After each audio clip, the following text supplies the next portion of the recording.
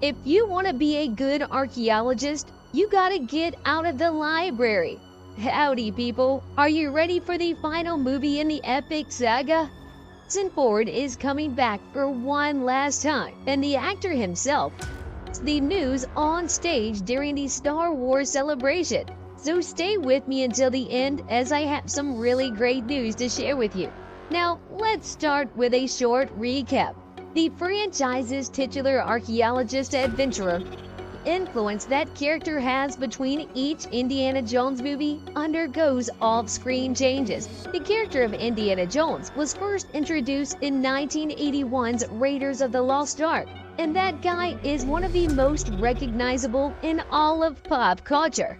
Recognizable by his leather jacket, bullwhip, and his characteristic fedora. As brought to life by Harrison Ford, the character is utterly iconic. After this part, Jones appeared in a number of subsequent movies. Indiana Jones and the Temple of Doom was a movie prequel, and with Indiana Jones and the Last Crusade, the 1989 movie, the trilogy has been wrapped. The movie makers decided to give it one more chance. So, in 2008, they made the controversial Indiana Jones and the Kingdom of the Crystal Skull. Unfortunately, this was the worst one ever. At least, that's what the critics agreed on. But if I'm honest, this is the whole public opinion. Anyway, let's dive into the story for a little bit. Harrison Ford, Indiana Jones, returned for Temple of Doom after Raiders of the Lost Ark was made. Traveling to India with Short Round and Willie, Indiana Jones is tasked with recovering the Sankara Stone, a stolen local artifact from a villainous cult. In this movie, we saw him more actively engaged in helping others, though Harrison Ford's roguish charm remained intact. This shift was necessary to make the role make sense and to bring back the Indiana Jones that audiences enjoyed in Raiders of the Lost Ark. In Temple of Doom, which was a movie written to a prequel, the things are a bit all over the place. Or better said, there are a lot of changes. Instead of becoming more heroic, things are not exactly going that way. Anyway, when we think better, considering the franchise's story and real-world history, it actually makes sense within the wider context. All the Indiana Jones movies so far were written by George Lucas and directed by the one and only Steven Spielberg. They all exist in a movie universe, and hell, they created it. You can't compare Indiana Jones to another movie. All you can do is compare one to the other three. Even then, it's still tricky to say which one was better.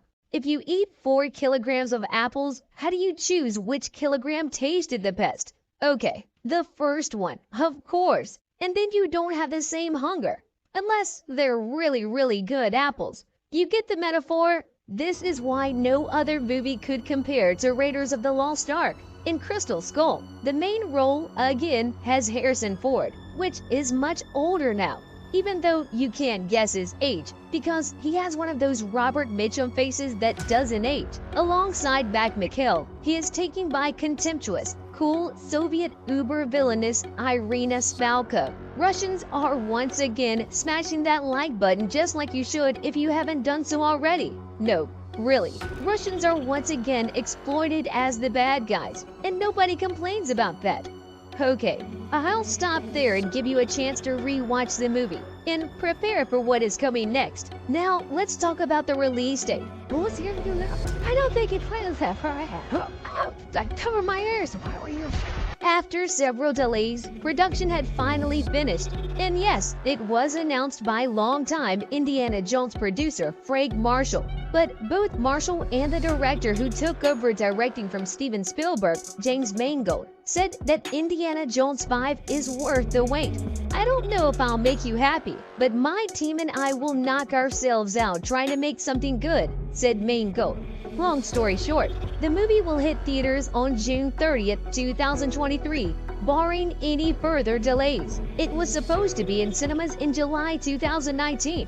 But what can we do? We know what happened in the past few years. From that date, there were a few more shuffles. The second date was supposed to be July 10th, 2020, then July 9th, 2021, in July 29, 2022. The movie had one further delay, as I mentioned before, so the official release date now is June 30th, 2023.